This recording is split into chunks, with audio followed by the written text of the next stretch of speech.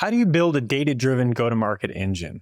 We've worked with revenue leaders in over 1,000 B2B SaaS companies over more than a decade, and they all want one thing: visibility into their business. Unfortunately, most revenue leaders don't have this visibility because they can't trust their data. They have to rely on gut-level decisions, and even more, visibility isn't what they really want. What they want is to see what's working and what's not working, and most importantly, what to do about it. In this framework, we'll guide you on identifying the metrics that matter, how to get accurate data for those metrics, how to translate those metrics into actionable insights, and how to get the team executing on the strategy that come from those insights. Most importantly, we'll show you how to build a more efficient go-to-market engine and significantly increase the value of the company or your chances of big exit down the road. So where do we start? What we track depends on our go-to-market motions and what we want to inspect first, where we think we might have the greatest opportunity for improvement and impact to revenue. It takes a lot of work just to get the metrics right and data that we can trust. So we need to be careful about where we decide to invest resources to improve things first. However, we like to start at the highest level and measure the overall efficiency of the go-to-market engine. So we start with our go-to-market efficiency metrics. We've got the usual suspects: CAC, CAC payback, LTV to CAC, etc. And we've also got some new entrants: go-to-market efficiency ratio and go-to-market efficiency margin.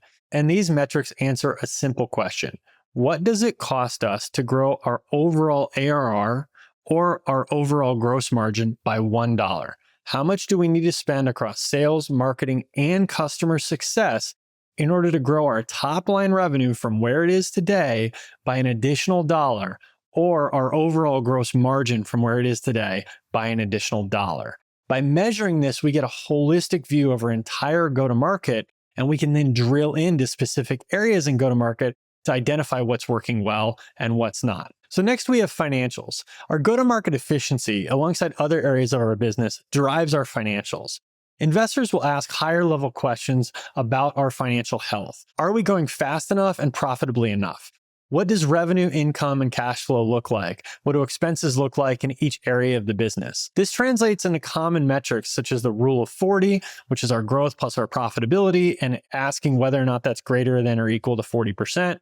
Our bookings growth and net revenue retention, our gross margin and operating expenses, and profitability measures like EBITDA, free cash flow, or burn rate. These metrics will heavily influence our ability to attract more capital and or have a strong exit or strong company valuation. They also tell us internally if we're managing our financial resources effectively. Next, we have our go-to-market metrics. We've looked at our go-to-market efficiency and our financial metrics, and now we're going to look at what drives them and break them into 3 overlapping categories: our pipeline management, our pipeline generation, and our customer success metrics. These metrics are obvious, but they're often very poorly tracked, providing us with no real insights. And this is where the work begins. If we want to get real visibility into how effectively we're generating and closing pipeline and retaining and growing our customers, we have to roll up our sleeves and do real work to get accurate data and measure the efficiency of various aspects of our go-to-market engine. For example, we frequently see reps with wildly different close rates because each rep has a different definition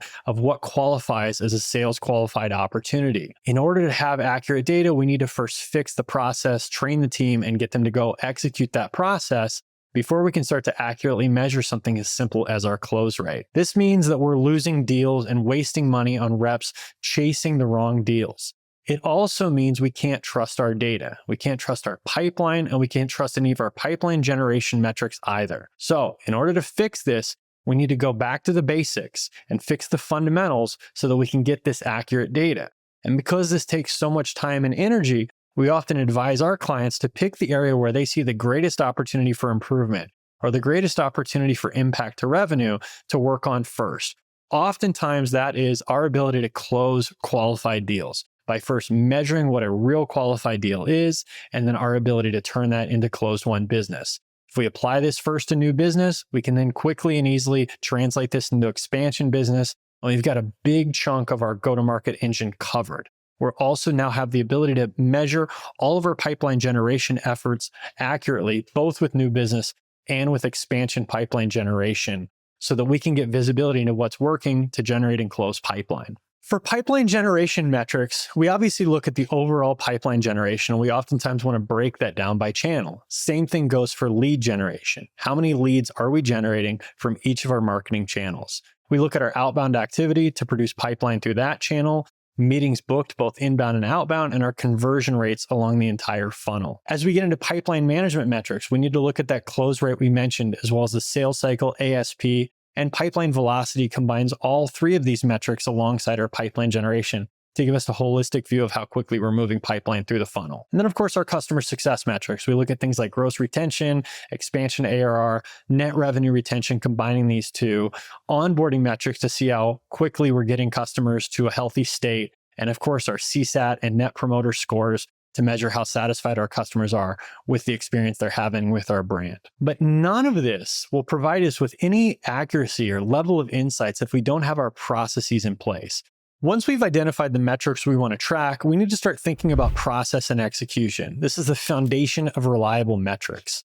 The number one reason we can't trust our data is a lack of process and/or consistent execution of that process. Continuing with our close rate example, we most likely don't have a clear, documented sales process, and/or our reps are simply not executing that process. This is the reason why one rep has one close rate and another rep has double the close rate, because they are just operating differently. To fix this, we need to document the process. We need to train the team, build reporting to track the right data and execution, and then drive adoption. This isn't complicated, but it's not easy. It takes a lot of work. It requires daily effort of leadership and operations to drive this change in behavior. In our infographic, we've outlined all the major processes that we need to have in place in order to get accurate metrics across marketing, sales, and customer success. Our next step is to unblend the funnel.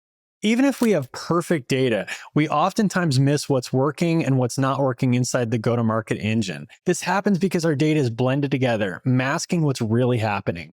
For example, if we look at MQL data, we oftentimes don't see the dramatic differences between demo requests and webinar leads in terms of their conversion rates, the average deal size, and the total revenue that each lead produces. Let's dive into this example really quickly. Let's imagine that last year we had 2,500 MQLs that produced $1.5 million in ARR. This year, we want to double that to 5,000 MQLs and $3 million of ARR. By blending this data together and setting an MQL target, we now tell marketing, you now need to get 5,000 MQLs. Last year, we had 500 demos and 2,000 webinars. This year, we target 600 demos and 4,400 webinars because it's just easier to produce more webinars than it is to get more people to request demos. We have drastically different conversion rates. And so last year, this translated into $1.5 million in ARR. And this year, it only translates into $2 million in ARR because those additional webinars are not converting into the same amount of revenue as additional demo requests would.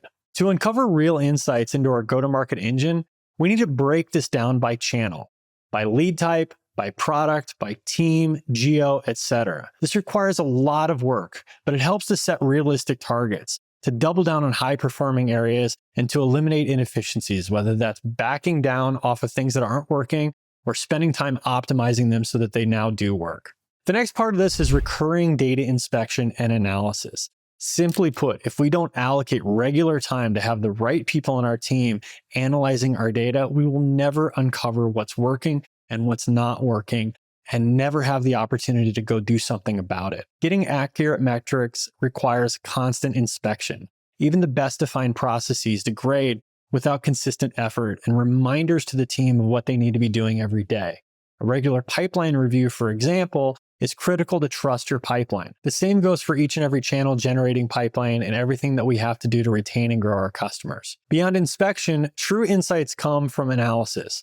Go-to-market leaders often lack the time or expertise for this. A RevOps leader or analyst should dedicate time to dig into the data, uncover trends, and present actual insights to revenue leaders. Most importantly, this requires the right person with the right amount of uninterrupted time for deep work. Next, we have our pipeline council. We've done all the work to uncover insights about what's working and what's not working in our go-to-market engine, and that's great, but it's not of much value if we don't take action on this. A pipeline council is a recurring meeting of sales, marketing, and CS leaders, possibly finance, product, or other stakeholders in the organization. The forum discusses findings, decides on actions, like reallocating budgets, optimizing processes, or better training the team, and prioritizes initiatives for the revenue operations roadmap. This isn't necessary for small go-to-market teams, but once we're at a certain scale, it's really helpful to bring everyone together to identify real issues and decide collectively what to do about them. Lastly, this all ties back to annual planning and scenario testing. We wrote an entire framework on this and shared the pitfalls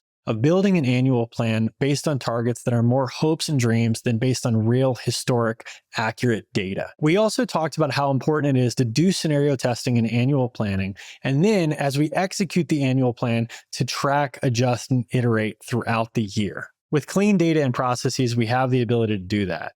And annual and quarterly planning improves dramatically. Instead of doing the typical top-down model where we guess at how we'll hit a certain target, we can build a bottoms-up plan. We can see clearly how much pipeline we're generating via each channel, what we can expect to close from it, and when. We can run scenarios and see what might actually happen if we spend more on a given channel, hire more people, etc. And we can do this throughout the year to track, iterate, and adjust. Unfortunately, without these solid foundations, our planning is just guesswork. And with them, we gain confidence in our forecasts and our investments in our entire go-to-market. If you'd like the formulas and explanations for each of the metrics that I shared here, check out our go-to-market metrics index in the link below. In addition to this, we've also shared a number of other pieces of related content for you to go deeper in the links below.